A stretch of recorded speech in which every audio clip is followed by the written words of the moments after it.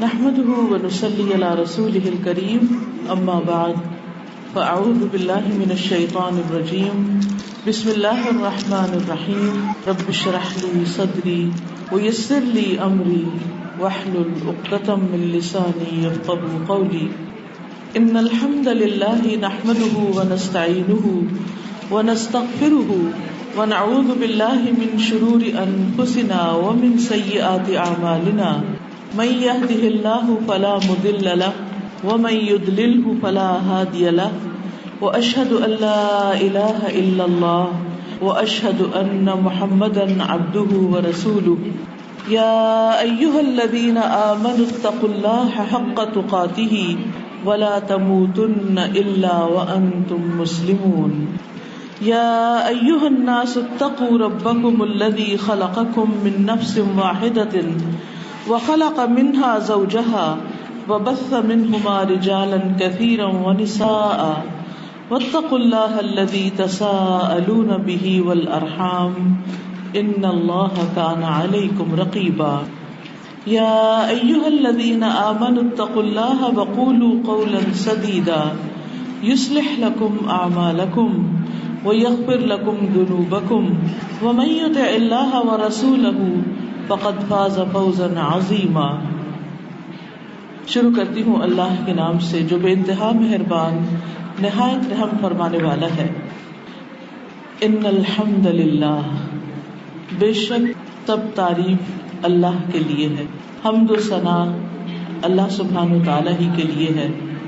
نحمدہ، ہم اسی کی تعریف کرتے ہیں، ونستعینہ، اور ہم اسی سے مدد چاہتے ہیں، ونستغفرہ، اور ہم اسی سے بخشش مانگتے ہیں، ونعوذ باللہ من شرور انفسنا، اور ہم اپنے آپ کو اللہ کی پناہ میں دیتے ہیں اپنے نفس کے شر سے بچنے کے لیے، ومن سیئات اعمالنا، اور اپنے اعمال کی برائیوں سے بچنے کے لیے ہم اپنے آپ کو اللہ کی پناہ میں دیتے ہیں۔ من یہدہ اللہ فلا مضل لہ، جس کو اللہ ہدایت دے دے اسے کوئی گمراہ نہیں کر سکتا، ومن یضللہ فلا ہادی لہ، اور جسے وہ گمراہ کر دے اسے کوئی ہدایت نہیں دے سکتا۔ واشہد ان لا الہ الا اللہ واشہد ان محمدا عبدہ ورسولہ، اور میں گواہی دیتا ہوں کہ اللہ کے سوا کوئی معبود نہیں، اور میں گواہی دیتا ہوں کہ محمد صلی اللہ علیہ وسلم اللہ کے بندے اور اس کے رسول ہیں۔ یا ایھا الذین آمنوا اتقوا اللہ، اے لوگو جو ایمان لائے ہو اللہ سے ڈرو، حق تقاتہ، جس طرح اس سے ڈرنے کا حق ہے، ولا تموتن الا وانتم مسلمون، اور تمہیں ہرگز موت نہ آئے مگر اس حال میں کہ تم مسلمان ہو۔ یا ایھا الناس اتقوا ربکم، اے لوگو اپنے رب سے ڈرو، الذی خلقکم من نفس واحدۃ، جس نے تمہیں ایک جان سے پیدا کیا، وخلق منها زوجها، اور اسی سے اس کا جوڑا بنایا، وبث منهما رجالا كثيرا ونساء، اور ان دونوں سے بہت سے مرد اور عورتیں دنیا میں پھیلا دیے، واتقوا الله الذي تساءلون به والارحام، اور ڈرو اللہ سے جس کا نام لے کر تم ایک دوسرے سے اپنے حق مانگتے ہو، اور رشتہ داریوں کے بارے میں خاص طور پر اللہ سے ڈرو۔ ان اللہ کان علیکم رقیبا، بے شک اللہ تعالیٰ تم پر نگرانی کر رہا ہے۔ یا ایھا الذین آمنوا اتقوا اللہ، اے لوگو جو ایمان لائے ہو اللہ سے ڈرو، وقولوا قولا سدیدا، اور درست بات کیا کرو، سیدھی بات کیا کرو، یغفر لکم ذنوبکم، وہ تمہارے گناہوں کو معاف کر دے گا، اور پھر ومن یطع اللہ ورسولہ، جو اللہ اور اس کے رسول کی اطاعت کرے گا، فقد فاز فوزا عظیما، وہ یقیناً بہت بڑی کامیابی پائے گا۔ معزز خواتین، اس وقت آپ کے سامنے جو عبارت پڑھی گئی ہے یہ خطبۃ الحاجہ کہلاتی۔ نبی صلی اللہ علیہ وسلم اس خطبے کو اہم مواقع پر پڑھتے تھے، اور خاص طور پر نکاح کے موقع پر۔ شادی کے موقع پر عموماً نکاح کے وقت مردوں کے درمیان ہی چونکہ سارا کچھ طے پاتا ہے، خطبہ بھی وہیں پر ہو جاتا ہے، اس لیے اگر کوئی اسپیکر کی سہولت ہو یعنی لاؤڈ اسپیکر ہو تو خواتین تک آواز آ جاتی خطبہ وغیرہ پڑھنے کی، ورنہ وہ بھی نہیں. اور اگر آ بھی جائے تو بہت سے لوگ اس سے بھی واقف نہیں کہ اس میں کہا کیا گیا. ہمیں اس موقع پر یعنی شادی کے اہم موقع پر جو زندگی کی ایک بہت بڑی ٹرننگ ہوتی ہے، اس موقع پر ہمیں کیا سبق دیا جا رہا ہے، کیا میسج دیا جا رہا ہے، کیا سکھایا جا رہا ہے. کیونکہ دین اسلام دیگر تمام ادیان سے اس اعتبار سے مختلف ہے کہ اس میں انسان کو ایک اللہ کی عبادت کا حکم دیا گیا، اور عبادت کے لیے ضروری ہے کہ انسان اللہ تعالیٰ پر ایمان رکھتا ہو، اور ایمان کے لیے ضروری ہے کہ اللہ سبحانہ و تعالیٰ کی پہچان ہو، معرفت ہو. اور پھر نہ صرف یہ کہ اللہ تعالیٰ کی پہچان ہو بلکہ جس جس چیز پر بھی ایمان ہو ان سب چیزوں کو پہچانا جائے. اس لیے کوئی بھی شخص جو اپنے آپ کو مسلمان کہتا اس کے لیے لازم ہے کہ وہ علم حاصل کرے اور اپنے دین کی سمجھ بوجھ پیدا کرے، کیونکہ علم کے بغیر اللہ تعالیٰ کی عبادت ممکن ہی نہیں. عبادت کس طرح کی جائے، کیا طریقہ اختیار کیا جائے، کیا نہ کیا جائے تاکہ ہم اس عبادت کا حق ادا کر سکیں. اور ہمارے دین میں صرف نماز پڑھنا ہی عبادت نہیں بلکہ اس میں انسانوں کے حقوق ادا کرنا بھی عبادت ہے، اس میں شادی کرنا بھی عبادت ہے، کیونکہ انسان ایک حلال اور جائز طریقے سے اپنی خواہشات کو پورا کرتا ہے، ایک خاندان کو پروان چڑھاتا ہے اور اپنی ذمہ داریوں کو نبھاتا ہے. اس میں اگر ہسبینڈ وائف ایک دوسرے کے حقوق صحیح طور پر ادا کرتے ہیں تو یہ بھی ایک عبادت ہے. حتیٰ کہ ایک شوہر اگر اپنی بیوی کو پانی پلاتا ہے تو وہ بھی ایک عبادت کا کام کر رہا ہے. اگر وہ اس ایک لقمہ کھلاتا ہے تو وہ بھی اس کے لیے صدقہ لکھا جاتا ہے، اس کا بھی ثواب ہے. بلکہ یہاں تک آتا ہے کہ اگر کوئی شخص کسی غریب کو دیتا ہے تو اس کا بھی ثواب ہے، اللہ کے راستے میں دیتا ہے اس کا بھی ثواب ہے. لیکن سب سے زیادہ ثواب اس مال کے خرچ کرنے کا ہے جو وہ اپنے گھر والوں پر خرچ کرتا ہے، کیونکہ یہ خرچ کرنا اس کے فرائض میں شامل ہے. تو جب انسان ایک فرض ادا کرتا ہے تو اس کا اجر اور ثواب زیادہ ہوتا ہے. تو بہرحال اس خطبے کو جاننا اور اس کو سمجھنا اور اس کے مطابق اپنی زندگی بسر کرنا انسان کے لیے کامیابی کا باعث ہے. آج ہم اپنے معاشرے میں دیکھتے ہیں کہ ادھر شادی ہوتی ہے، ادھر کوئی ایسی تکلیف دہ اداس کرنے والی خبر ملتی ہے. اس کی وجہ کیا ہے؟ اس کی بنیادی وجہ یہ ہے اس خطبے میں جو پیغام دیا گیا ہے اور وہ ہے اللہ سے ڈرنے کا، تقویٰ کا، وہ ہماری زندگیوں سے ختم ہوتا چلا جا رہا ہے. کیونکہ انسان کی نفسیات کچھ ایسی ہے کہ جب تک اس پر کوئی سپرویژن نہ ہو، کوئی دباؤ نہ ہو، کوئی اس کو پوچھنے والا نہ ہو، کوئی اس کا حساب لینے والا نہ ہو، تو بہت دفعہ وہ اپنے فرائض میں کوتاہی کر جاتا ہے. تو آئیے دیکھتے ہیں کہ خطبے میں تفصیلات کیا ہیں جو ہر نکاح کے موقع پر پڑھا جاتا ہے. یعنی کوئی شادی اس کے بغیر ہوتی ہی نہیں کہ جس میں یہ خطبہ نہ پڑھا جائے. تو یہ خطبہ ہمیں کیا سکھاتا ہے؟ سب سے پہلی چیز اس خطبے میں ہے ان الحمد للہ، بے شک تعریف اللہ تعالیٰ کے لیے. کیوں؟ اس لیے کہ جو کچھ بنایا اسی نے بنایا. آج ہم دنیا کی کسی بھی چیز کو دیکھ کے جب اس کو اپریشیٹ کرتے ہیں تو اس میں غور کی بات یہ ہوتی ہے کہ ہر وہ چیز جو قابل تعریف ہے وہ دراصل اللہ ہی کی بنائی ہوئی ہے، اسی کی دی ہوئی ہے، اسی کی عطا کی ہوئی. اب کسی بھی چیز پر نظر دوڑائیں، آسمان کو دیکھیں یا درختوں کو دیکھیں یا پہاڑوں کو دیکھیں یا سمندر کو دیکھیں یا انسانوں کو دیکھیں یا جانوروں کو دیکھیں، پرندوں کو، مختلف چیزوں کو. تو کچھ چیزیں ایسی ہوتی ہیں، ان کا حسن ایسا ہوتا ہے، ان کی خوبصورتی ایسی ہوتی ہے کہ انسان دیکھ کر ایک دم کہتا ہے واو. واو کہنے سے اس کا دل تو شاید خوش ہو جاتا ہے مگر اس پر اجر کچھ بھی نہیں ملتا اس کو. ہاں، مومن جب خوش ہوتا ہے تو اس پر فوراً اللہ کو یاد کرتا ہے اور اس کا شکر ادا کرتا ہے اور کہتا ہے الحمدللہ. اور جب وہ الحمدللہ کہتا ہے تو اس کا رب اس سے راضی ہو جاتا ہے. اور الحمدللہ کہنا میزان کو بھر دیتا ہے. یعنی ہم میں سے کوئی بھی شخص کوئی بھی کام جو کسی بھی وقت کرتا ہے وہ سب لکھا جا رہا ہے اور وہ سارا قیامت کے دن تولا بھی جائے گا. ہر لفظ جو ہم بولتے ہیں وہ سب لکھا جا رہا ہے. قرآن مجید میں آتا ہے ما یلفظ من قول الا لدیہ رقیب عتید. اس کے منہ سے کوئی ایک لفظ بھی جو نکلتا ہے تو ایک حاضر باش نگران فرشتہ موجود ہوتا ہے, فوراً اس کو لکھتا ہے. اسے کرامن کاتبین کہا جاتا ہے, اور وہ کسی بھی وقت انسان سے غائب نہیں ہوتے, اپنی ڈیوٹی سے غیر حاضر نہیں ہوتے, ایبسنٹ نہیں ہوتے, اور مسلسل وہ لکھتے چلے جاتے ہیں جو بھی ہم بولتے ہیں. تو جب ہم الحمدللہ کہتے ہیں تو وہ بھی لکھ لیتے ہیں, اور قیامت کے دن جب یہ الحمدللہ نامہ اعمال میں تولا جائے گا تو اس کا بہت بڑا وزن ہوگا. لیکن ہماری زندگیوں میں اب الحمدللہ کہنا شرم کی بات ہوتی ہے. یعنی ہم نے تعریف کرنے کے بندوں کی ہو یا کسی اور کی اور لفظ ایجاد کر لیے, اور ہماری زندگیاں انہی کے گرد گھوم رہی ہیں.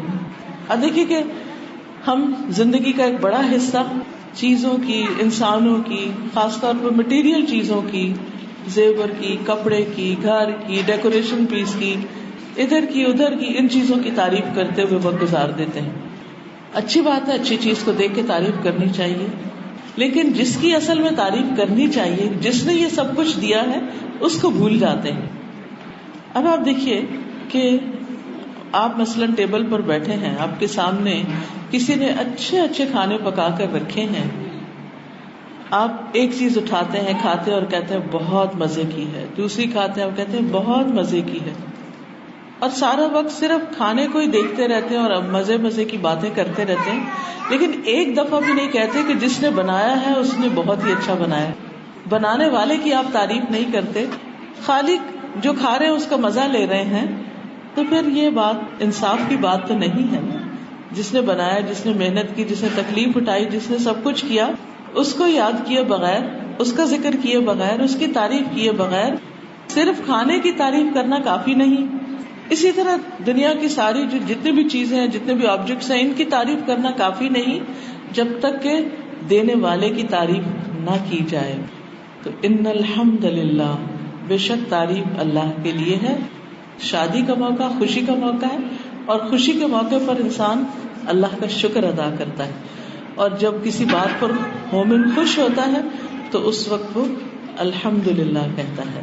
اور الحمدللہ جب کہتا ہے تو یہ کہنا, اس کے 2-3 فائدے ہوتے ہیں. نمبر 1 یہ کہ وہ رب راضی ہو جاتا ہے. اچھا, بندوں کی جب آپ تعریف کرتے ہیں تو بعض اوقات بندے اس تعریف کو کافی نہیں سمجھتے. اگر آپ 2 لفظوں میں کریں, اللہ سبحانہ وتعالیٰ کی تعریف آپ 2 لفظ میں کرتے ہیں الحمدللہ. جو شخص یہ کہتا ہے, پانی کا ایک گھونٹ پیتا اور الحمدللہ کہتا ہے, کھانے کا ایک لقمہ بھی کھا کے الحمدللہ کہتا ہے, اللہ تعالیٰ اس بندے سے راضی ہو جاتے ہیں. لیکن بندے بندوں سے راضی ہو کے ہی نہیں دیتے. آپ ان کے لیے کیا کچھ بھی کر لیں وہ خوش نہیں ہوتے. اگر تھوڑی دیر خوش ہیں تو پھر تھوڑی دیر میں ناراض ہیں. انسان اسی اسٹرگل میں رہتا ہے, اسی چکر میں رہتا ہے کہ بھی کروں تو کروں کیا. لیکن جب بندہ بندوں سے اٹھ کر اپنے رب کا شکر ادا کرتا ہے تو رب راضی ہو جاتا ہے. دوسری چیز یہ کہ جب بندہ کسی بھی نعمت پر شکر ادا کرتا ہے تو اللہ تعالیٰ اس نعمت کو اس پر باقی رکھتا ہے.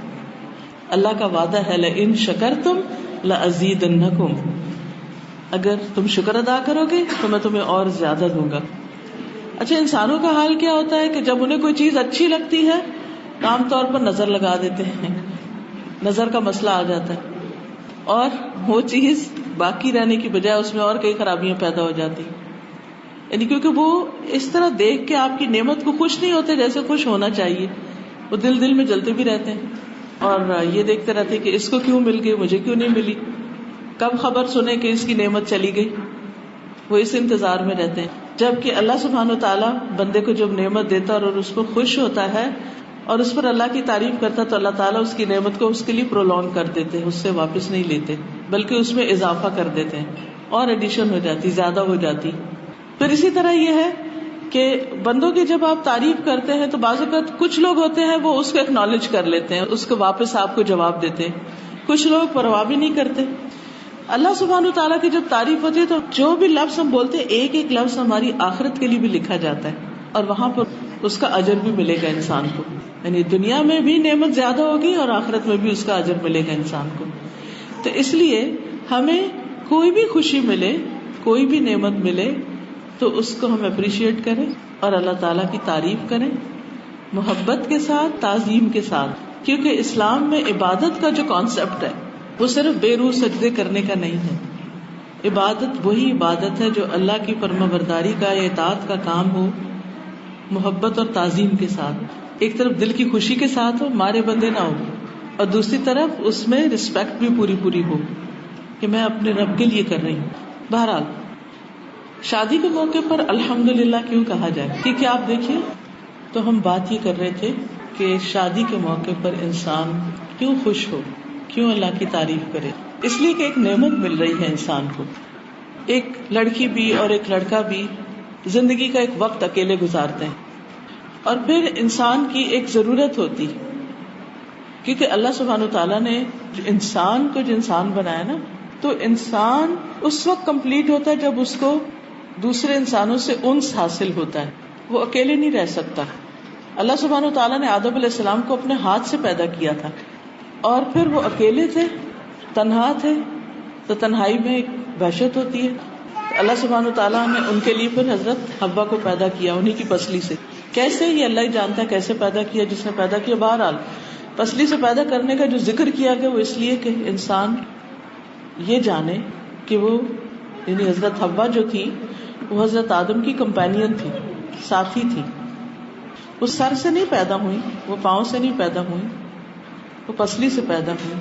اور پسلیوں میں کیا ہوتا ہے؟ سینہ، اور سینے میں دل. اور دل جو ہے وہ محبت کی جگہ ہوتی ہے، جذبات کی جگہ ہوتی.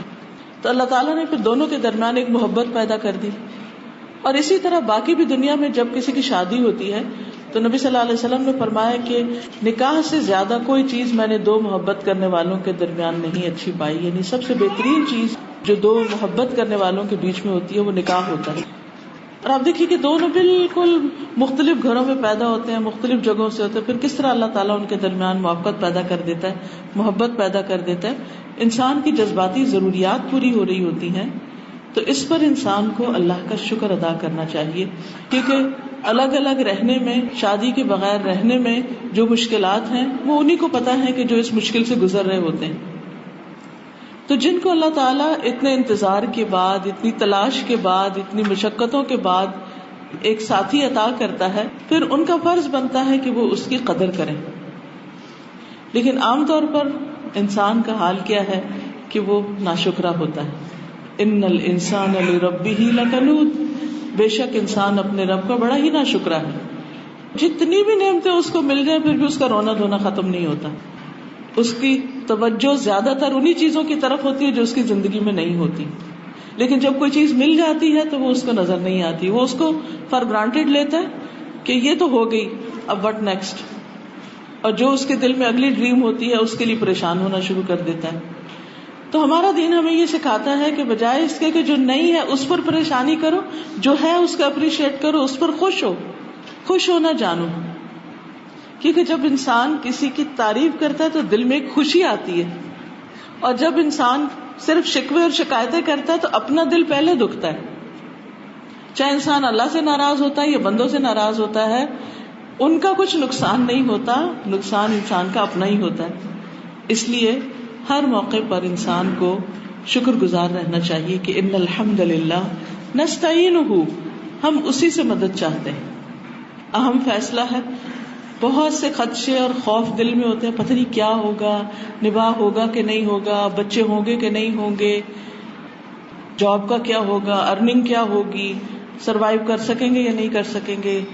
بہت سے طرح طرح کے وسوسے اور توہمات شیطان انسان کے دل میں ڈالتا ہے. ان سب کا مقابلہ کرنے کے لیے اور اپنی نعمت کو، خوشی کو انجوائے کرنے کے لیے نستعینہ، ہم اس سے مدد مانگتے ہیں کہ وہ ہمارے سارے کام درست کر دے. کیونکہ انسان کے بس میں نہیں ہے. بعض اوقات ہمارے پاس سب چیزیں ہوتی ہیں اور ہم ایک چیز کرنا چاہتے ہیں وہ ہو کے نہیں دیتی. اللہ کے لیے کچھ مشکل نہیں.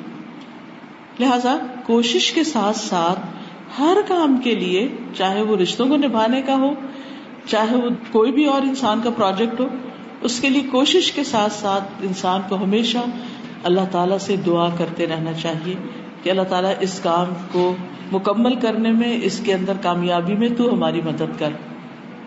کیونکہ دعا جو ہے یہ بندے کا اللہ تعالیٰ سے ایک بہت پیارا تعلق ہے. اللہ تعالیٰ اس بندے سے ناراض ہوتا ہے جو دعا نہیں کرتا.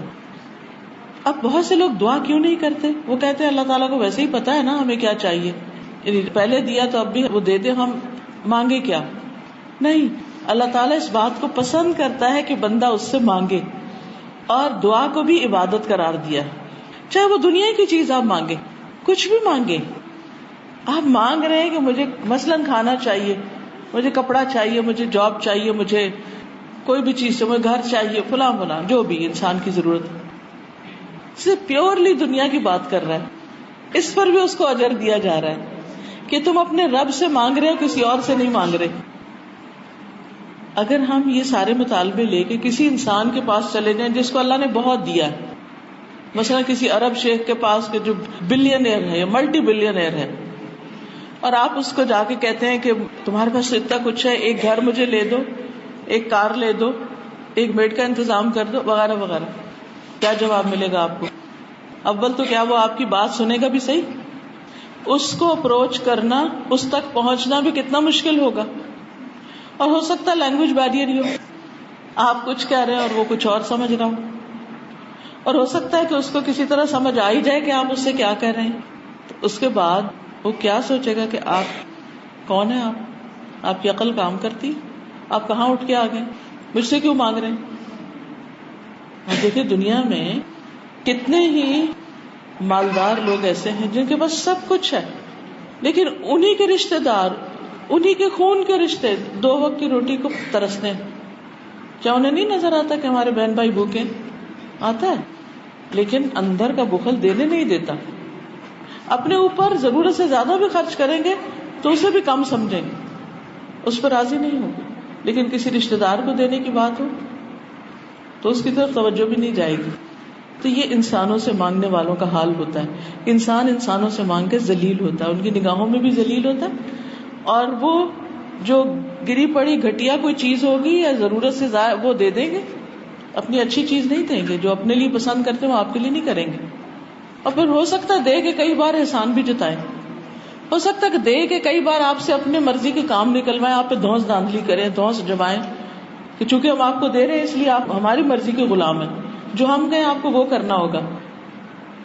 لیکن آپ دیکھیے کہ جب انسان اللہ کے پاس جاتا ہے، وہ ایک گھر کیا 10 گھر بھی مانگے تو اللہ تعالیٰ اس سے ناراض نہیں ہوگا کہ تم نے 10 کیوں مانگے مجھ سے، تمہارے لیے تو ایک ہی کافی تھا. وہ کچھ بھی مانگے، وہ کتنا بھی مانگے، وہ دنیا کا مانگے، وہ آخرت کا مانگے، وہ ہر خیر مانگے کہ اللہ جتنی بھی کوئی خیر ہے وہ ساری مجھے دے دے. جیسے ہم یہ دعا مانگتے ہیں، رب انی لما انزلت الی من خیر فقیر، اللہ تو میری طرف کوئی بھی جو خیر اتار دے میں اس کا فقیر و محتاج ہوں، مجھے ہر خیر چاہیے، ہر بھلائی چاہیے. اور جتنی زیادہ دفعہ آپ مانگیں گے اتنا ہی وہ اور خوش ہوگا آپ سے، اور خوش ہوگا. اس لیے دعا مانگنے کے لیے ضروری نہیں ہوتا کہ آپ کوئی فارمیلٹی کریں اور کسی اسپیشل جگہ پہ جا کے بیٹھیں یا کچھ. ٹھیک ہے، کچھ مخصوص جگہ اور وقت ہوتے ہیں دعا کی قبولیت کے، مثلا تہجد کا وقت ہے، رات کو اگر آپ کی آنکھ کھل جاتی ہے اور آپ لا الہ الا اللہ وحدہ لا شریک لہ یہ دعا پڑھ کے پھر دعا کرتے تو قبول ہوتی ہے. کعبہ میں جائیں، حرم میں جائیں، اسی طرح حج کے موقع پر، رمضان میں، عبادت کے موقع، وہ ہوتی ہیں دعائیں قبول. لیکن اس کا یہ مطلب نہیں کہ دعائیں بس انہی دنوں میں کرنی چاہیے اور باقی دنوں میں دعا نہیں ہو سکتی. آپ کسی بھی وقت کہیں بھی اللہ سے دعا مانگ سکتے ہیں، اور صرف لینے والی چیزوں کے لیے نہیں، تکلیف ہٹانے کے لیے بھی مانگتے ہیں کہ اللہ تعالیٰ یہ دکھ درد مجھے دور کر دے. اب ایسے دیکھیے کہ شادی کی زندگی میں، شادی کے بعد جو لوگ شادی شدہ یہاں بیٹھے ہوئے ہیں وہ سب جانتے ہیں کہ اس میں خوشیوں کے ساتھ ساتھ کچھ تکلیفیں بھی آتی ہیں، اور ہر شخص اس کو ایکسپیرینس کرتا ہے. شادی صرف خوشیوں کا نام نہیں. اصل میں بات یہ کہ دنیا میں کوئی بھی چیز صرف خوشیوں کا باعث نہیں، ہر فائدہ مند چیز کے ساتھ نقصان بھی شامل ہے. کوئی بھی چیز آپ لے لیں تو دکھ، تکلیف، پریشانی ہر چیز کے ساتھ لگی، شادی شدہ زندگی میں بھی لگی ہوئی. اچھا، جب شادی ہوتی ہے انسان کی بہت سی توقعات ہوتی، ایکسپیکٹیشنز ہوتی ہیں، یہ ہوگا، یہ ہوگا، یہ ہوگا. اب ہوتا ہے کیا، چیزیں بالکل اس کے الٹ ہونا شروع ہو جاتی اور انسان سخت پریشان ہو جاتا ہے. ایسے میں ہم کیا کرتے ہیں؟ پھر کس کو پکارتے ہیں؟ کچھ تو اپنے ماں باپ کو پکارتے ہیں، ان کو بتاتے ہیں، روز کی روز خبریں پہنچاتے ہیں، پھر بھی ہوتا کچھ نہیں. کچھ دوستوں کو بتاتے ہیں، ہر روز شوہر کی شکایت، ساس کی شکایت دوستوں کو، صبح سویرے، کوئی دن ناغہ نہیں کرتے. اور جب مسائل حد سے بڑھ جاتے ہیں تو کسی سائیکیٹرسٹ کے پاس چلے جاتے ہیں، کسی کاؤنسلر کے پاس چلے جاتے ہیں. نہیں کرتے تو کیا نہیں کرتے؟ اللہ کو نہیں پکارتے، اور اگر پکارتے بھی ہیں تو صحیح طور پہ نہیں پکارتے. جیسے کہتے ہیں نا کہ بس آپ کے در سے اللہ اٹھنا ہی نہیں جب تک آپ دے نہ دیں. آپ ہی نے تو دینا ہے. اور پھر اللہ سبحانہ و تعالیٰ دن کو بھی سنتا ہے، رات کو بھی سنتا ہے، ہر حال میں سنتا ہے. اس کو تو نہ نیند آتی ہے نہ اونگ آتی. اچھا، انسانوں سے جب ہمیں کوئی مطالبہ کرنا ہوتا ہے، ان سے کچھ مانگنا ہوتا ہے، ابھی وہ آرام کر رہے ہیں. کبھی دن کو فون کرے تو دن کو بھی آرام کر رہے تھے، رات کو کرے تو رات. ویسے انسان یہ جگتا کہ کیا کسی کی پرائیویسی میں انٹرفیئرنس کرنی. انسان سوچتا ہے کہ کرے تو کیا کرے. کتنی دفعہ آپ اپوائنٹمنٹس لیتے ہیں اور مسائل پھر بھی حل نہیں ہوتے. کمی کس چیز؟ اللہ کو پکارنے کی ضرورت ہے، اور خوب خوب پکارنے کی ضرورت ہے، خوب خوب دعا کرنے کی ضرورت ہے. ہر شادی شدہ عورت یہ بات سمجھ لے، میاں سے مسئلہ ہے، شوہر سے مسئلہ ہے، جاب کا مسئلہ ہے، رزق کا مسئلہ، اولاد کا مسئلہ، کسی چیز کا مسئلہ ہے، کسی کے پاس جانے سے پہلے اللہ کے پاس جائیں. پھر اللہ دلوں میں ڈالے گا، اللہ ایسے راستے بنائے گا آپ کے لیے کہ آپ کے مسائل حل ہوں گے. لیکن ہم دعا کو معمولی چیز سمجھتے ہیں. ہر دعا قبول ہوتی ہے سوائے اس کے جس میں کوئی قطع رحمی یا کوئی غلط قسم کی چیز مانگی جائے، یا یہ کہ وہ چیز انسان کے حق میں اچھی نہ ہو. پھر بھی اللہ تعالیٰ اس کی اس ایفرٹ پر اس کو آخرت میں اس کا بدلہ دے دے گا، ضائع پھر بھی نہیں جاتی وہ. تو اس موقع پر بھی، اس خطبے میں بھی کیا کہا کہ نستعینہ ونستغفرہ، اور ہم اس سے بخشش مانگتے ہیں، اپنے گناہوں کی معافی بھی چاہتے ہیں. کیونکہ انسان کی زندگی میں جو تکلیفیں آتی ہیں بعض اوقات وہ انسان کی اپنی غلطیوں کا نتیجہ ہوتی ہیں. بعض اوقات اس کے غلط ڈیسیژنز ہوتے ہیں جو جلد بازی میں کیے ہوئے ہوتے ہیں، یا پھر یہ کہ کسی کا حق مار کے کیے ہوئے ہوتے ہیں. کوئی بھی وجہ ہو سکتی ہے جہاں اللہ کی نافرمانی. تو سب سے بڑا شر جو ہے، یہ سب سے بڑا نقصان یا سب سے بڑی تھریٹ جو ہے وہ انسان کو خود اپنے آپ سے ہے، جس کو وہ سمجھتا ہی نہیں. اور یہی بات یہاں پر سمجھائی جا رہی ہے کہ وَنَعُوذُ بِاللَّهِ مِن شُرُورِ أَنفُسِنَا، اللہ ہم اپنے ہی نفس کے شر سے اپنے آپ کو بچانے کے لیے تیرے حوالے کرتے، تیری پناہ میں آتے ہیں، تیری حفاظت میں دیتے ہیں. کیونکہ انسان کا نفس جو ہے وہ اس کو برے کاموں پہ اکساتا ہے. اب دیکھیے کہ ذرا آپ کسی سے ہرٹ ہوتے ہیں نا، یا کسی سے شکایت ہوتی ہے، اس کے بعد ہمارا دماغ گھوم جاتا ہے، الٹا چلنے لگتا ہے. وہی شخص جس سے ہم محبت کر رہے ہوتے ہیں اس کے بارے میں الٹا سوچنا شروع کر دیتے ہیں. اچھا، اس کا نتیجہ کیا ہوتا ہے؟ وہ تو آرام سے سو رہا ہوتا ہے، اس کو تو خبر بھی نہیں ہوتی، اور ہمارا دل دھڑکنے پھڑکنے لگتا ہے اور کئی بیماریوں کا شکار ہو جاتا ہے. جتنی بھی نیگیٹو تھنکنگ ہے اور جتنے بھی وسوسے اور جتنی بھی ایسی چیزیں ہیں، وہ ساری کی ساری سب سے پہلے خود ہمیں متاثر کرتی اور بہت سی جسمانی روحانی بیماریوں کا باعث بنتی. اسی مسئلے سے نکلنے کے لیے یہ دعا مانگی جا رہی ہے، نستغفر، اللہ تعالیٰ ہمارے گناہ معاف کر دے، کیونکہ ہم ان کی سزا بھگتنے کے لائق نہیں، ہم اس قابل نہیں، کیونکہ بہت مشکل ہے کہ تو ہمارے گناہوں پہ ہمیں پکڑے، اس لیے ہم تجھ سے معافی چاہتے ہیں. دیکھیے، ایک نوبل انسان جو ہوتا ہے نا، ایک عقل مند انسان، ایک سینسیبل انسان، ایک بااخلاق انسان، اس سے اگر کسی کے حق میں تھوڑی سی بھی کوئی کوتاہی ہوتی ہے نا، وہ فوراً سوری کرتا ہے. سوری کرنا مینرز میں سے ہے نا. اور اگر کوئی شخص دھکا بھی دے جائے اور سوری نہ کرے تو آپ کہیں گے یہ انسان ہے، یہ جانور ہے، یہ مجھے دھکا دے کے گزر گئے اور پیچھے مڑ کے بھی نہیں دیکھا کدھر گئے. ہمارے یہاں تو خیر یہ سین بہت عام ہوتے ہیں، کسی کا ایکسیڈنٹ کر دیا، کچھ کر بھاگنے کی بس، سوری نہیں کرنا. لیکن جہاں پر سویلائزڈ لوگ رہتے ہیں، جہاں واقعی انسان رہتے ہیں، ان سے اگر کسی انسان کے بارے میں تھوڑی سی بھی تکلیف ہو جائے، کوئی کونی لگ جائے، کوئی دھکا لگ جائے، کوئی کسی قسم کی کوئی چوٹ، کوئی بات ایسی ہو جائے تو وہ فوراً کہتے ہیں سوری، اور اس کے لیے کئی قسم کے لفظ بنے ہوئے. لیکن جب ہم اللہ کو ناراض کرنے کے کام کرتے ہیں تو اللہ سبحانہ و تعالیٰ سے سوری کیوں نہیں کرتے؟ اس کو دن رات ناراض کرتے رہتے، پھر کسی وقت وہ پکڑ لیتا ہے. ہر گناہ پہ نہیں پکڑتا. اگر وہ ہمارے ہر گناہ پہ ہمیں پکڑنے لگے تو ہم زمین پہ زندہ ہی نہیں رہ سکتے. کوئی جاندار زمین پہ زندہ نہیں رہ سکتا اگر اللہ تعالیٰ لوگوں کو ان کے گناہوں پہ پکڑنے لگے. قرآن مجید میں آتا ہے وَيَعْفُو عَنْ كَثِيرٍ، بہت سی چیزوں سے وہ درگزر کر جاتا ہے، معاف کر دیتا ہے، نہیں پکڑتا. لیکن کہیں کہیں وہ پکڑتا ہے انسان کو. کیوں پکڑتا ہے؟ تاکہ انسان ہوش میں آ جائے اور اپنی غلطیوں سے باز آ جائے. لیکن انسان الٹا اور ناراض ہو جاتا ہے. لیکن کچھ لوگ ہوتے ہیں وہ ہوش میں آ جاتے ہیں, وہ توبہ کر لیتے ہیں, وہ معافی مانگ لیتے ہیں. اب آپ دیکھیے کہ جو شادی کا موقع ہوتا ہے نا, اس میں بھی ہم اللہ کی ناراضگی کے بہت سے کام کر رہے ہوتے ہیں. بعض اوقات نماز ہی نہیں پڑھتے, نماز پڑھے میک اپ کر کے بیٹھے, نماز کے لیے وضو کیا تو سارا دھل جائے گا, اتنے ہزاروں خرچ کیے ہیں تو اب آپ وضو کریں گے, شادی کے دن بھی نماز پڑھیں گے. آپ بتائیے کہ کیا شادی کے دن نماز معاف ہے؟ اللہ کی عبادت تو ہر دن, اور وہ اس عبادت ہے, اس کو کوئی فائدہ نہیں, اس میں جو کچھ ہم پڑھتے ہیں وہ ہمیں کو فائدہ دے رہا ہوتا ہے, اس کو چھوڑ کے بھی دراصل اپنا ہی نقصان کر رہے ہوتے ہیں. اسی طرح جب لوگ اکٹھے ہوتے ہیں, مل بیٹھتے ہیں, کسی سے ناراضگی ہوتی ہے, کسی سے کوئی گلا شکوا, اب جب اکٹھے بیٹھتے ہیں تو کسی نہ کسی کی کوئی غیبت ضروری ہو جاتی ہے. اور کچھ نہیں تھا, آپ ایک دوسرے اشارے سے کہتے ہیں کیا پہنا ہوا ہے, کچھ نہ کچھ جو آپ اس کے منہ پہ نہیں کر سکتے. اچھا کچھ لوگ تو اتنے حیا سے اٹھے ہوئے ہوتے ہیں کہ وہ کہتے ہیں میں تو منہ پہ بھی کہہ سکتا. یہ اس سے بھی بری بات ہے کہ آپ کسی کے منہ پہ تانے دیں یا سامنے اس کا مذاق اڑائیں اور اسے کانفیڈینس سمجھیں کہ میں تو کانفیڈنٹ ہوں, مجھے کوئی ڈر نہیں کسی کا.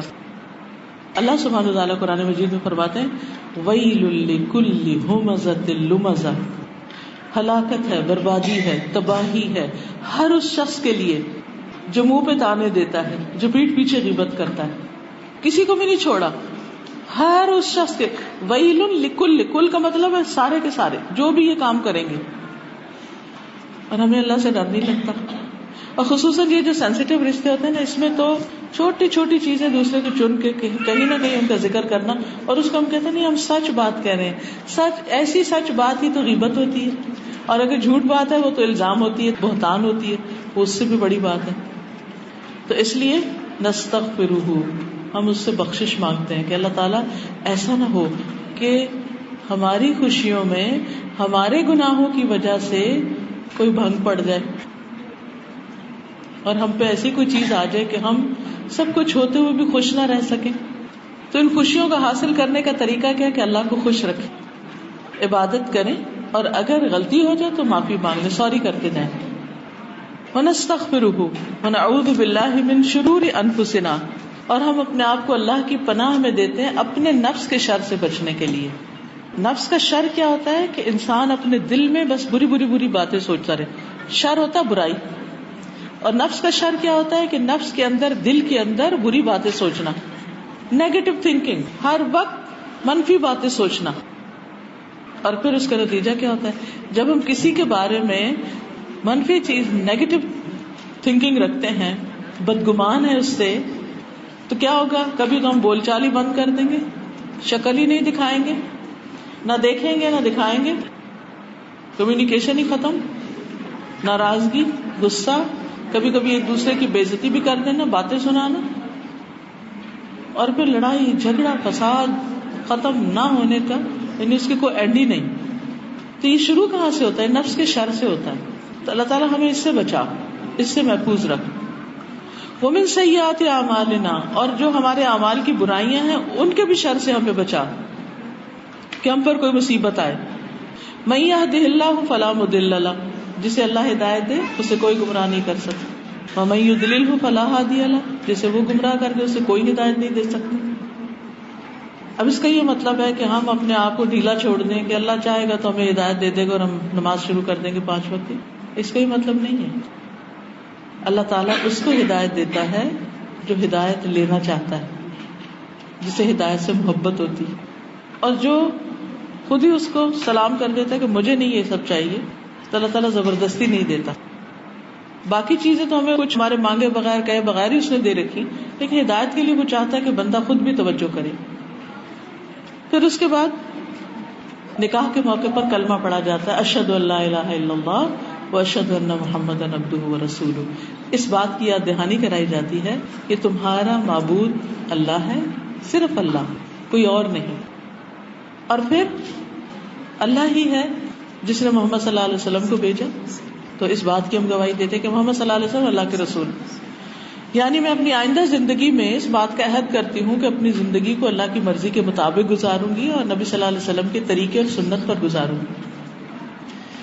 پھر 3 آیتیں ہیں اور 4 دفعہ تقویٰ کا حکم. تقویٰ کیا چیز ہے؟ تقویٰ کا مطلب ہے اللہ سے ڈرنا.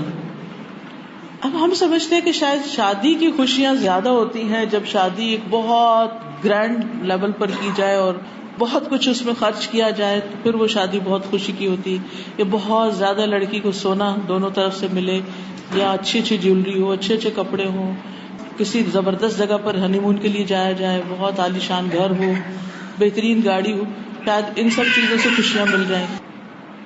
لیکن خوشیاں ان چیزوں میں نہیں ہیں. وقتی طور پر ہوتا ہے یہ چیزیں انسان کو اچھی لگتی ہیں، اللہ نے انسان کے دل میں محبت ڈالی ان چیزوں کی، لیکن اصل چیز ہے جو انسان کو خوشی دیتی ہے وہ دل کا اطمینان ہے، اور دوسرے لوگوں کے ساتھ یعنی ہسبینڈ وائف کے آپس میں اور دونوں فیملیز کے آپس میں محبت بھرے تعلقات ہوں، ایک دوسرے کی عزت ہو، قدر ہو. اور یہ اس وقت ہوتا ہے جب انسان اللہ سے ڈر کے کسی پہ زیادتی نہیں کرتا اول میں، اور دوسرا یہ کہ اگر کچھ ہو جائے تو معافی مانگ لیتا ہے انسانوں سے، اور پھر یہ کہ معاف کر دیتا ہے. معاف کرنا بڑا مشکل ہوتا ہے، خصوصاً اس رشتے کو جس سے توقع ہو. یعنی ہم عام طور پہ کہتے ہیں نا مجھے تم سے یہ بالکل توقع نہیں تھی کہ تم ایسا کرو، لیکن ہمیں سوچنا چاہیے وہ انسان ہے، وہ کر سکتا ہے اور اس سے ہوگا، ایک دفعہ نہیں کئی دفعہ. اگر ہم اپنے آپ کو رکھ کے دیکھیں تو کیا ہم اللہ تعالیٰ سے توبہ کرنے کے بعد کوئی گناہ نہیں کرتے؟ کتنی دفعہ کرتے ہیں؟ ایک دفعہ کرتے، پھر کرتے، پھر کرتے.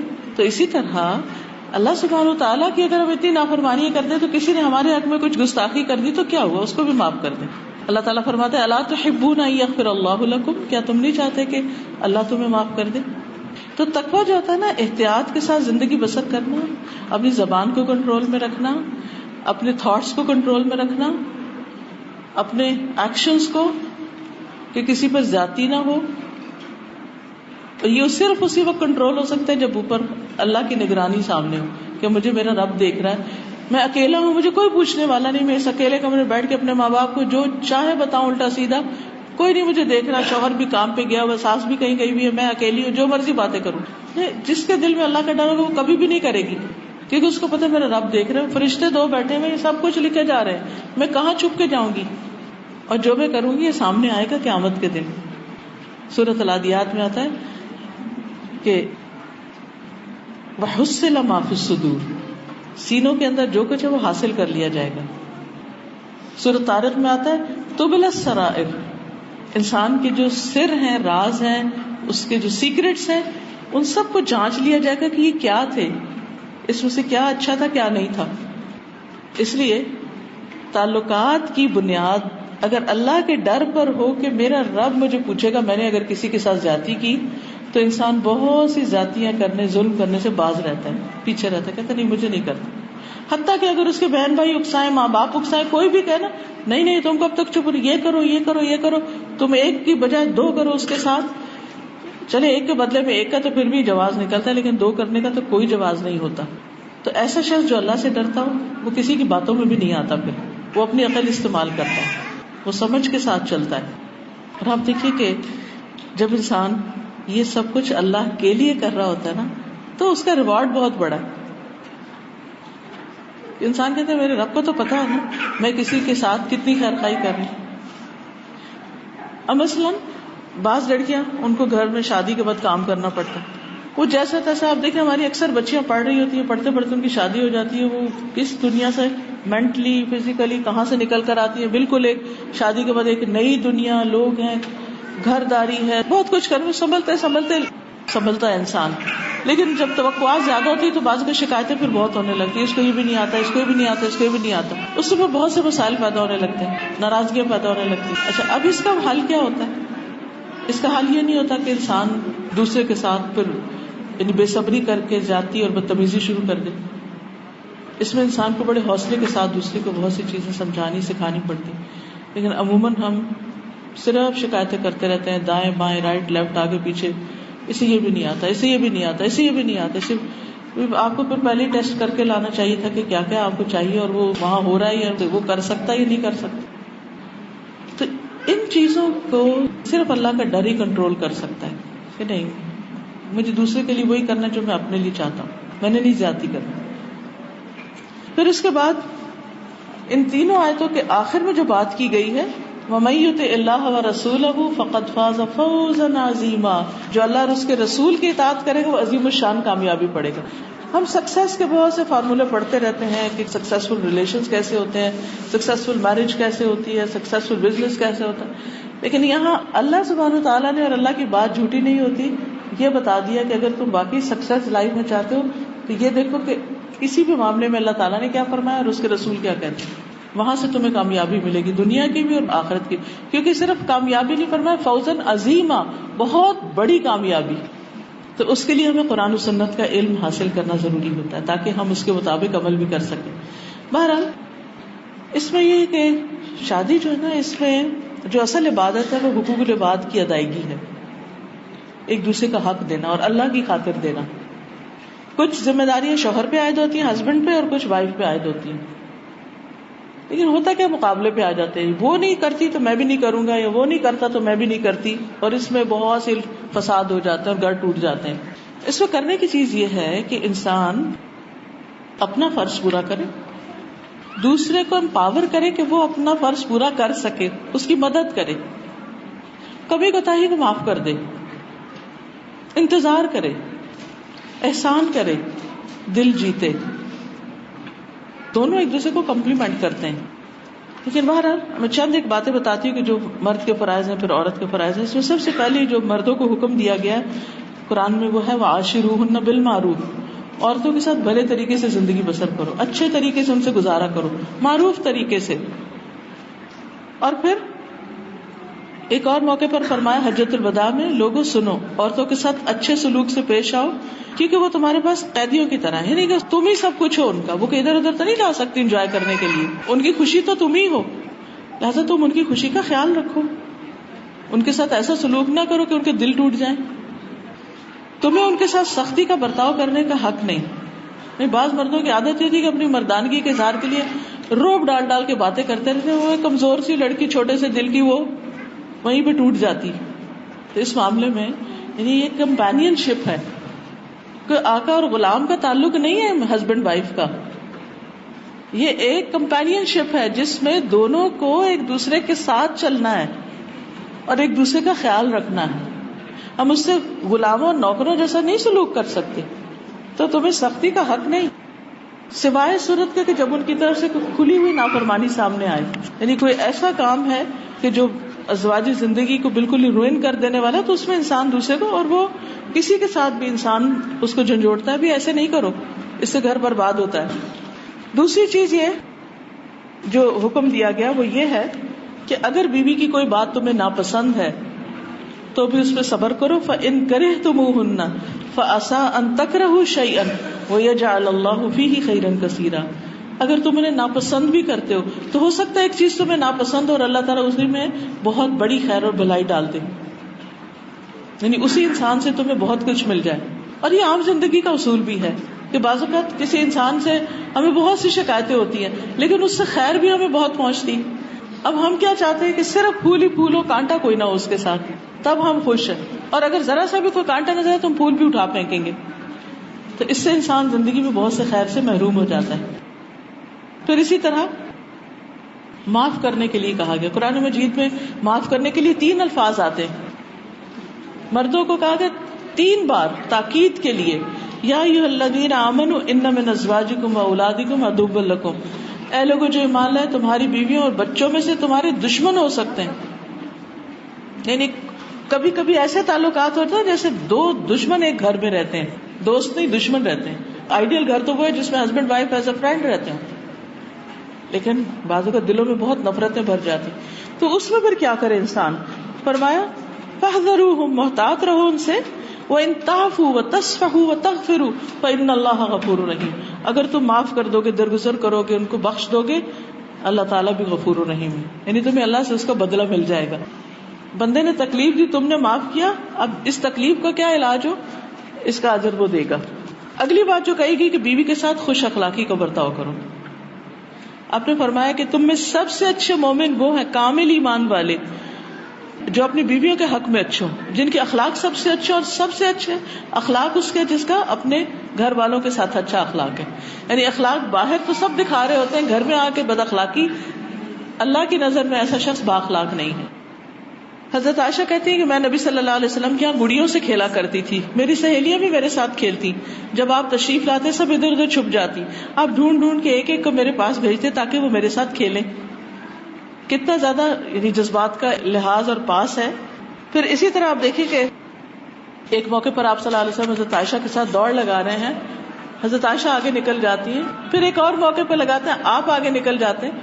کیا ہم اپنی زندگیوں کو دیکھیں کہ ہماری زندگیوں میں اس طرح کے باہم تعلقات ہیں کہ ایک دوسرے کے ساتھ مل کے کوئی گیم کھیل لیں یا ایک دوسرے کے ساتھ بیٹھ کے کوئی کوالٹی ٹائم اسپینڈ کریں, ایک دوسرے کی خوشیوں میں, ایک دوسرے کی ہابیز میں, ایک دوسرے کے انٹرسٹ میں انٹرسٹ لیں.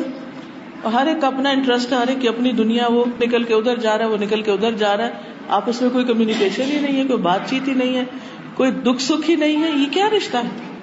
یہ تو آئیڈیل رشتہ نہیں ہے. اسلام تو اس کو ریکمینڈ نہیں کرتا. یہ تو ہمارے اپنے ہی کیے ہوئے قصور ہے. پھر ایک اور ذمہ داری جو مردوں پہ عائد ہوتی ہے وہ بیوی کو دینی تعلیم دینا. اگر اس نے پہلے سے نہیں سیکھا ہوا تو شادی کے بعد اس کو اس کی اجازت دینا, اس کا بندوبست کرنا. اللہ تعالیٰ فرماتے ہیں یا ایھا الذین آمنوا قوا انفسکم واہلیکم نارا, اے لوگوں جو ایمان لائے ہو اپنے آپ کو اور اپنے گھر والوں کو آگ سے بچاؤ, یعنی آخرت کی آگ سے, کہ وہ اللہ کی حدود جانے اور ان کے اوپر عمل کرے. وَأْمُرْ أَهْلَكَ بِالصَّلَاةِ وَاصْطَبِرْ عَلَيْهَا, اپنے گھر والوں کو نماز کا حکم دو اور خود بھی اس پر کام رہو, جمے رہو. اب بیویوں کی کیا ذمہ داریاں ہیں؟ بیویوں کی ذمہ داریوں میں سب سے پہلی ذمہ داری یہ ہے کہ فالصالحات قانتات, شوہر کی بات مانے, شوہر سے تعاون کرے. بات بات میں اختلاف اور جھگڑا اچھا نہیں, ایک دوسرے کو انڈرسٹینڈ کرنے کی کوشش کریں, اور جب وہ صحیح کوئی بات کہے تو اس کو مانے. آپ صلی اللہ علیہ وسلم نے فرمایا 2 قسم کے آدمی جن کی نمازیں ان کے سروں سے اوپر نہیں جاتی, اس غلام کی نماز جو اپنے آقا سے فرار ہو جائے جب تک واپس نہ آئے, اور عورت کی نماز جو شوہر کی نافرمانی کرے جب تک واپس نہ آ جائے, باز نہ آ جائے. اسی طرح عورت کی ذمہ داری اپنی عزت و عصمت کی حفاظت کرے, کوئی ایسا کام نہ کرے جس سے شوہر شک میں مبتلا ہو, کیونکہ اچھے تعلقات جو ہوتے ہیں نا ان کی بنیاد ایک دوسرے پر ٹرسٹ ہوتا ہے, اس ٹرسٹ کو نہیں توڑیں. پھر اسی طرح شوہر کی مرضی کے بغیر کسی ایسی جگہ نہ جائیں جہاں اس کا جانا پسند نہیں اس کو, کسی ایسے کو گھر میں نہ بلائیں جس کا آنا اس کو پسند نہیں. اب دیکھیں نا, کچھ رشتے یا تعلق یا دوستیاں ایسی ہوتی ہیں کہ جس میں ہسبینڈ کو پسند نہیں ہوتا کہ وہاں زیادہ تعلق رکھا جائے, تو اس کو دوسرے کی رعایت کرتے ہوئے اس کو منیمائز کر لینا چاہیے, باز آ جانا چاہیے, تاکہ گھر کا امن, سکون اور خوشی جو ہے اس کو برقرار رکھنا ضروری ہے. پھر اسی طرح آپ نے فرمایا کہ شوہر کے معاملے میں عورت کسی اور کا کہنا نہ مانے, ایون پیرنٹس کا بھی نہیں ماننا چاہیے. شوہر کی بات زیادہ امپورٹنٹ ہے. شادی سے پہلے پیرنٹس کا حق زیادہ ہے, شادی کے بعد شوہر کا حق زیادہ ہے. آپ نے فرمایا جس عورت نے اس حال میں انتقال کیا اس کا شوہر اس سے خوش تھا تو وہ جنت میں جائے گی. پھر اسی طرح شوہر کی جو سیکشل نیڈز ہیں ان کو فلفل کرنا بھی عورت کی ذمہ داری ہے, اور یہ بھی عورت کے لیے عبادت کا باعث ہے, اور اس میں بغیر عذر کے, بغیر وجہ کے انکار نہیں کرنا چاہیے. پھر اسی طرح شوہر سے محبت کا اظہار بھی کرنا چاہیے. اس کا یہ مطلب نہیں کہ شوہر نہ کرے اور صرف بیوی کرتی رہے, دونوں کریں, لیکن اس میں ہم دیکھتے ہیں کہ ازواج مطہرات میں سے حضرت صفیہ جو ہیں, ایک دفعہ نبی صلی اللہ علیہ وسلم بیمار ہو گئے تو رونے لگی, کہنے لگی کاش آپ کی جگہ میں بیمار ہو جاؤں. پھر اسی طرح ناشکری نہ کریں, اس کی طرف سے جو خیر اور بھلائی مل رہی ہے اس کو ایکنالج کریں, اس کو تھینک یو کہیں. ہم سمجھتے ہیں تھینک یو صرف غیروں کے لیے ہوتا ہے, نہیں, اپنوں کے لیے بھی تھینک یو ہوتا ہے, اور اس سے محبتیں بڑھتی ہیں. کچھ خرید کے دیں, کہیں لے کر جائیں, کوئی بھی چیز, ایون روزمرہ کی زندگی میں اچھا سلوک بھی ہو یا کچھ, تو ایک دوسرے کے لیے شکر گزار ہوں. حضرت اسماء کہتی ہے کہ ایک بار نبی صلی اللہ علیہ وسلم ہمارے پاس سے گزرے, میں اپنی سہیلیوں کے ساتھ تھی, آپ نے ہمیں سلام کیا اور فرمایا تم پر جن کا احسان ہے ان کی ناشکری سے بچو. تم میں سے ایک اپنے ماں باپ کے ہاں دنوں تک بن بیاہی بیٹھی رہتی ہے, پھر اللہ اس کو شوہر دیتا ہے, پھر اولاد دیتا ہے, اور ان سارے احسانات کے باوجود کسی بات پہ اس سے ناراض ہوتی ہے تو کہتی ہے میں نے اس میں کوئی بھلائی نہیں دیکھی, میری تو قسمت ہی پھوٹ گئی, میں نے تو یہاں کچھ دیکھا ہی نہیں, کوئی خوشی نہیں یہاں. تو یعنی کہ اچھائیوں کو ڈھونڈیں, تلاش کریں, دیکھیں کہ کیا پازیٹیو چیزیں ہیں جو آپ کو اللہ نے دی ہیں.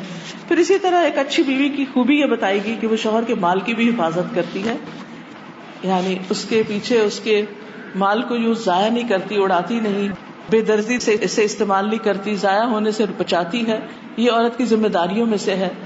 اور سب سے بڑی ہماری ذمہ داری یہ ہے کہ گھروں کا سکون ہم سے ہے، عورت سے ہوتا ہے. عورت اگر مسکرا رہی ہے تو سارا گھر مسکرائے گا، اور اگر اس کا ماں کا موڈ آف ہے، بیوی کا موڈ آف ہے، سب چیزیں پڑی کی پڑی رہ جائیں. چھوٹی چھوٹی باتوں پہ ناراض نہ ہوئیے، اور چھوٹی چھوٹی باتوں پر موڈ آف نہ کیجیے. چھوٹی چھوٹی باتوں پہ چیخنا چلانا، ڈانٹنا ڈپٹنا، ان چیزوں کو کنٹرول کرنے کی کوشش کیجیے، اور آپ دیکھیں گے کہ گھروں کے اندر کتنی خوشیاں آ جائیں گی. اور آخری بات، اللہ سے دعا کیجیے، جہاں مشکل آئے، رکاوٹ آئے، اللہ سے مدد مانگیے. وآخر دعوانا الحمد للہ رب العالمین. سبحان اللہ والحمد للہ ولا الہ الا اللہ واللہ اکبر ولا حول ولا قوة الا باللہ العلی العظیم. اللہم صل علی محمد وعلی آل محمد کما صلیت علی ابراہیم وعلی آل ابراہیم انک حمید مجید. اللہم بارک علی محمد وعلی آل محمد کما بارکت علی ابراہیم وعلی آل ابراہیم انک حمید مجید. ربنا آتنا فی الدنیا حسنة وفی الآخرة حسنة وقنا عذاب النار. ربنا لا تزغ قلوبنا بعد إذ هديتنا وهب لنا من لدنك رحمة إنك أنت الوهاب. ربنا هب لنا من أزواجنا وذرياتنا قرة أعين واجعلنا للمتقين إماما. یا اللہ پاک، جو کچھ ہم نے پڑھا سنا ہے ہمیں اس پر عمل کی توفیق عطا فرما. اللہ ہمارے گھروں میں سکون اور خوشیاں پیدا فرما. اللہ ہمارے دلوں کو باہم جوڑ دے. اللہ دل تیرے ہاتھ میں ہے تو ہمارے دلوں میں ایک دوسرے کے لیے محبت پیدا کر دے. یا رب العالمین، جس بچی کا نکاح ہو رہا ہے، جس شادی ہو رہی ہے، اللہ تعالیٰ اس کو اپنے والدین کی آنکھوں کی ٹھنڈک بنانا، اور دونوں بچوں کو ایک دوسرے کے لیے باعث سکون، باعث محبت اور خوشیوں کا ذریعہ بنانا. ان کو ہر طرح کے شر، تکلیف، دکھ، پریشانی، بیماری سے محفوظ رکھنا. ان کو صالح اولاد عطا فرمانا. ان کو ایک دوسرے سے بہترین موافقت عطا فرمانا. یا رب العالمین، اپنی اطاعت پر ان کو جوڑے رکھنا. یا اللہ، دنیا اور آخرت کی کامیابیاں عطا فرمانا. یا اللہ، تو ہمارے والدین پر اپنی رحمت فرما، ہمارے بچوں کو ہدایت عطا فرما. یا رب العالمین، تو ہم سب کو جنت الفردوس عطا فرما، اور اپنی پسند کے رضا کے کام کرنے کی توفیق عطا فرما. یا اللہ، اس مجلس میں جتنے بھی لوگ بیٹھے ہیں، ان کے دلوں میں جو اچھی دعائیں، نیک تمنائیں، ان کو پورا فرما. اللہ، سب آنے والوں کے غم، دکھ، پریشانیاں دور فرما دے. اللہ، جنہوں نے اس مجلس کا اہتمام کیا انہیں اس کی بہترین جزائے خیر عطا فرما، اور بہترین ان کے گھر، مال، جان، ہر چیز میں برکتیں پیدا فرما، اور ان سب کو اپنی رحمت سے ڈھانپ لے. برحمتک یا ارحم الراحمین. الہی آمین. سبحانک اللہم و بحمدک، اشہد ان لا الہ الا انت، استغفرک و اتوب الیک. السلام علیکم و رحمۃ اللہ وبرکاتہ.